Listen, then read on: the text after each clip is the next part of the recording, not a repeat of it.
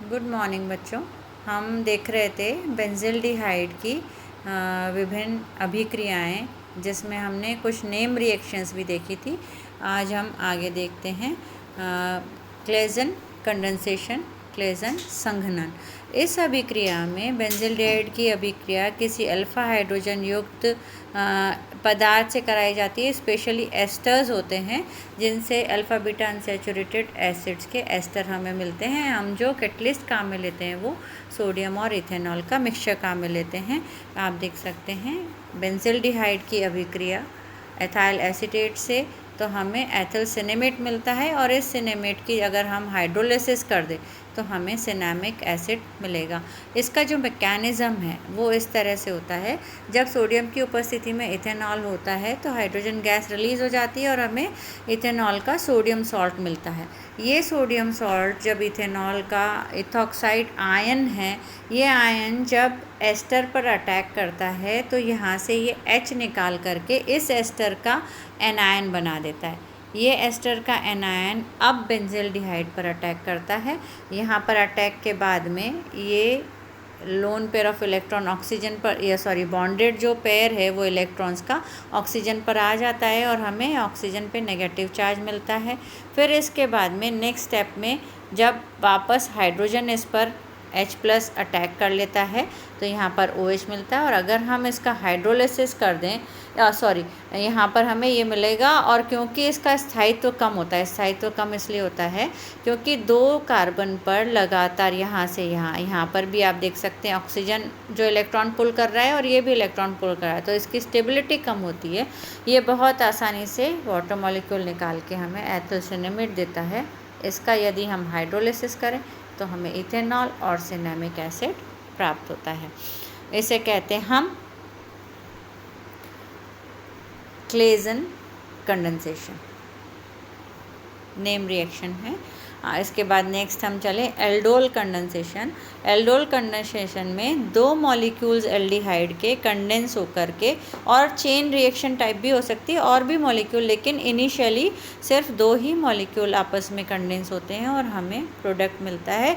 उस प्रोडक्ट का नाम एल्डोल होता है, इसलिए इसे हम एल्डोल कंडेंसेशन कहते हैं। जो उत्पाद है उसका नाम एल्डोल है।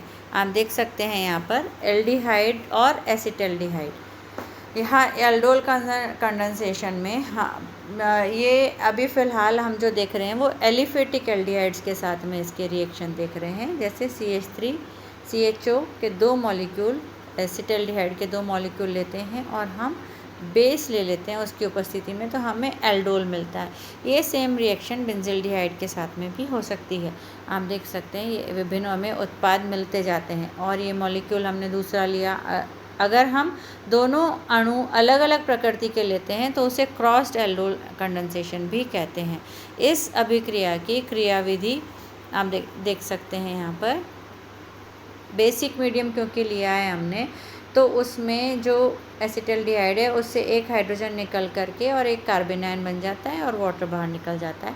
ये कार्बन आयन दूसरे एल्डिहाइड के मॉलिक्यूल पर अटैक करता है और ऑक्सीजन पर नेगेटिव चार्ज आ जाता है। फिर नेक्स्ट स्टेप में इसमें वाटर के साथ में एसिडिक मीडियम ले लें तो यहाँ पर ऑक्सीजन आकर के लग जाता है, तो बनने वाला जो उत्पाद है वो एल्डोल कहलाता है। यही अभिक्रिया अभी हमने यहाँ पर देखा था, माध्यम हमने क्या लिया है, क्षारीय लिया है, लेकिन यही अभिक्रिया अम्लीय माध्यम में भी पूरी की जा सकती है। अगर हम माध्यम एसिडिक लेते हैं तो फर्स्ट स्टेप में हमें ये मिलता है जो रेजोनेंस के द्वारा इस फॉर्म में आ जाता है, और फिर इसके बाद में इसका अटैक जो दूसरा एल्डिहाइड मॉलिक्यूल है वो भी रेजोनेटिंग स्ट्रक्चर में प्रेजेंट है, उसके ऊपर होता है, तो हमें लास्ट में ये हमें प्रोडक्ट हाइड्रोजन निकल के एल्डोल मिलता है। इसे कहते हैं हम एल्डोल कंडेंसेशन। इसी तरह से ये अभिक्रिया एसीटोन के साथ में भी की जा सकती है। बेंजिल्डिहाइड का एसीटोन के साथ में कंडेंसेशन, जो हमने एसिटल्डिहाइड के साथ में एल्डोल कंडेंसेशन देखा है, वो एल्डोल कंडेंसेशन बेंजिल्डिहाइड के साथ में भी हो सकता है। एसीटोन के साथ अगर हम ये अभिक्रिया कराते हैं तो क्षार की उपस्थिति में हमें पहले ये मिलता है और उसके बाद में इसमें से वाटर मॉलिक्यूल बाहर निकल करके हमें ये प्रोडक्ट मिलता है। इसे कहते हैं हम एल्डोल कंडेंसेशन। चलिए इसके बाद नेक्स्ट हम देखते हैं कैनिज़ेरो रिएक्शन। कैनिज़ेरो रिएक्शन में हम बेस लेते हैं KOH, ठंडा कंसनट्रेटेड एक्वस बेस काम में लिया जाता है जो उत्प्रेरक की तरह काम करता है। 2 मॉलिक्यूल बेंजिल्डिहाइड के जब KOH की उपस्थिति में अभिक्रिया करते हैं तो हमें एक प्रोडक्ट मिलता है अल्कोहल और दूसरा एसिड का पोटेशियम सॉल्ट हमें मिलता है। इस अभिक्रिया में हम जो रिएक्टेंट लेते हैं वो बेंजिल्डिहाइड और इसमें जो हम कैटलिस्ट लेंगे वो KOH बेसिक मीडियम माइल्ड काम में लिया जाता है। इसकी जो मैकेनिज़्म है वो बेसिक मीडियम के फर्स्ट स्टेप में जो बेंजिल्डिहाइड है उस पर OH का अटैक होता है और इस ऑक्सीजन पर इस तरह से जैसा दिखाई दे रहा है आपको नेगेटिव चार्ज आ जाता है। इसके बाद में जो दूसरा मॉलिक्यूल बेंजिल्डिहाइड का है वो यहाँ अटैक करता है और उसमें उसका अटैक इस तरह से होता है कि ये वाला ग्रुप यहाँ आकर के और इसका जो इलेक्ट्रॉन है वो यहाँ पुश करेगा और ये हाइड्रोजन यहाँ से निकल करके दूसरे वाले ग्रुप में चला जाता है। तो हमें फर्स्ट स्टेप में ये मिलता है, यहाँ पर ये देख सकते हैं आप, यहाँ एक लिखने में गलती है, यहाँ पर O- होगा और ये प्रोडक्ट हमें मिलता है। और इसके बाद में जो ये आपस में एक दूसरे को ट्रांसफ़र OH है, यहाँ पर एक दूसरे को ट्रांसफ़र करके ये कार्बोक्सिलेट आयन बन जाता है और ये पेंसिल अल्कोहल हमें मिलता है। इसके बाद में नेक्स्ट हम चलें कैनिज़ेरो अभिक्रिया में। नेक्स्ट हम चलते हैं बेंजिल्डिहाइड की फॉर्मल्डिहाइड से अभिक्रिया अगर NaOH की उपस्थिति में कराई जाती है तो हमें यहाँ पर देखें आप फॉर्मिक एसिड का सोडियम सॉल्ट मिलता है और बेंजिल अल्कोहल प्रोडक्ट के तौर पर प्राप्त होता है। चलिए इसके आगे हम देखते हैं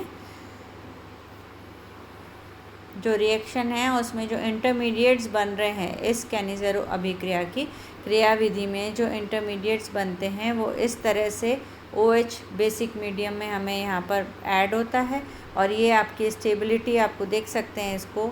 और इसके बाद में धीमे पद में इसमें रेजोनेंस हमें दिखाई देगा और उसके बाद नेक्स्ट स्टेप में हमें मेंडेलिक एसिड प्राप्त होता है। चलिए नेक्स्ट हम चलते हैं नाइट्रो यौगिकों के साथ में संघनन किसका, बेंजिल्डिहाइड का। बेंजिल्डिहाइड नाइट्रोमीथेन के साथ में बेसिक मीडियम में कंडेंस होकर के नाइट्रोस्टायरीन देता है। इसी तरह से 2,4-डाइनाइट्रोटोलुइन के साथ में इसका बेसिक मीडियम में कंडेंसेशन होता है और हमें बीटा फिनाइल 2,4-डाइनाइट्रोस्टायरीन मिलता है। यानी नाइट्रो कंपाउंड्स के साथ में ये नाइट्रोस्टायरीन प्रोडक्ट के रूप पे देता है। इसके बाद नेक्स्ट हम देखते हैं फिनॉल के साथ में संघनन। ये एक इम्पॉर्टेंट रिएक्शन इसलिए है क्योंकि फिनॉल्स के साथ में बेंजिल्डिहाइड अभिक्रिया करके हमें डाई देता है, जो हम लैब में भी ये टेस्टिंग करते हैं कि हम लैब में ये सारा प्रोसेस करके और हमें जब कलर्ड प्रोडक्ट यहाँ पर मिल जाता है तो हम लैब में ये पता लगा पाते हैं कि हमें जो दिया गया पदार्थ है वो बेंजिल्डिहाइड था। बेंजिल्डिहाइड की यहाँ फिनॉल से 2 मॉलिक्यूल से रिएक्शन होती है तो फर्स्ट स्टेप में यहाँ से वाटर मॉलिक्यूल बाहर निकल जाता है। इसमें हम जो उत्प्रेरक काम में लेते हैं वो जिंक क्लोराइड और या H2SO4 काम में लिया जा सकता है। तो फर्स्ट स्टेप में हमें 4,4-डाइहाइड्रोक्सी ट्राइफेनल मीथेन इस तरह से मिलता है जो बाद में रेजोनेंस के थ्रू इसमें बदल जाता है जो कि एक डाई है। 4,4-डाइहाइड्रोक्सी ट्राइफेनाइल 3 रिंग्स है और ये मीथेन ग्रुप है। तो इससे हम लैब में भी बेंजिल्डिहाइड का टेस्ट कर सकते हैं। चलिए इसके आगे हम देखते हैं टर्शरी एमीन्स के साथ में किस तरह से रिएक्शन होती है। एरोमेटिक टर्शरी एमीन्स के साथ में बेंजिल्डिहाइड के रिएक्शन से हमें मैलेकाइट ग्रीन डाई मिलती है। लैब का टेस्ट है, हम टर्शरी अमीन्स और जिंक फ्लोराइड की प्रेजेंस में बेंजिल्डिहाइड की जब अभिक्रिया कराते हैं, देख सकते हैं आप। तो फर्स्ट स्टेप में हमें मिलता है, सेम प्रोसेस है, वाटर मॉलिक्यूल बाहर निकल जाता है। इसके बाद इसका नेक्स्ट स्टेप में ऑक्सीडेशन होता है और हमें मैलेकाइट ग्रीन डाई मिलती है। तो ये जो रिएक्शंस हैं ये हमें लैब में भी बेंजिल्डिहाइड के टेस्टिंग की के टेस्ट करके पता लगाने में मदद करती है, जो हम कंपाउंड्स डिटेक्ट करते हैं लेबोरेटरी में, उसके लिए ये मेथड्स है। अब कुछ उपयोग हम देख लें बेंजिल्डिहाइड के। ट्राइफेनिल मेथेन रंजकों के निर्माण में काम में आता है, इत्र आदि में, शिफ बेस बनाने में काम में आता है, एस्टर या एसिड बनाने में हम इसका उपयोग कर सकते हैं। इसके आगे नेक्स्ट क्लास में पढ़ेंगे हम।